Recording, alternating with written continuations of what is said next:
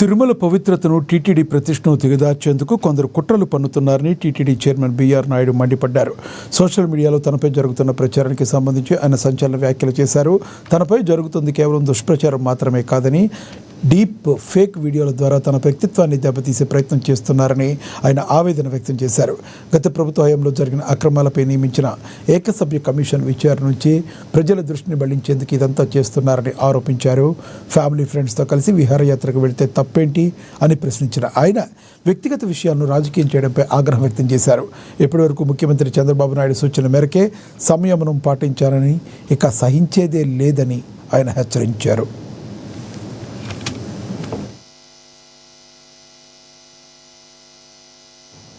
ఇప్పుడు ఏదైతే వీడియోలు పెట్టాడో వాళ్ళ ఫ్యామిలీ మా ఫ్యామిలీ మోర్ దెన్ 30 years నుంచి మాకు ఫ్యామిలీ పరిచయాలు ఉన్నాయి.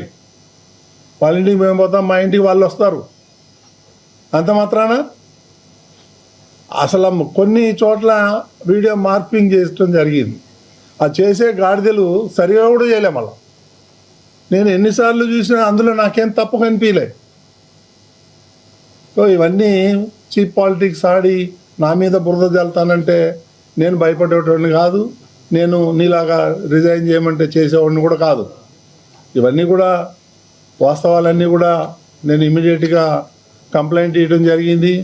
ఇంకా అరగంటలో ఎఫ్ఐఆర్ కూడా వస్తుంది. దీన్ని నేను హై లెవెల్కి తీసుకెళ్తాను. వీళ్ళ సంగతి ఏదో తెలుస్తాను. నేను మాత్రం భయపడేదే ప్రశ్నే లేదు.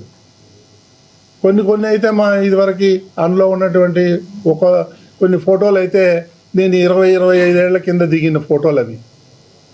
ఆ ఫోటోలు ఈ ఫోటోలు మిక్స్ చేసి దానికి ఒక మ్యూజిక్ పెట్టి ఈ సన్యాసులకు ఏం పని లేదా? నన్ను వ్యక్తిగతంగా టార్గెట్ చేస్తే నేను మీడియాలో ఉన్నా, నీకు చుక్కలు చూపిస్తాను. నీకు కానీ సుబ్బారెడ్డికి కానీ. కరుణాకర్ రెడ్డి నువ్వు మద్రాసులో పోయి ఏమేం చేసావో నాకు తెలుసు. విషయాలు ఉన్నాయి. అదే తప్పు ఉంది అంటున్న దాంట్లో. వల్గారి ఏముంది? వల్గారిటీ ఏముంది?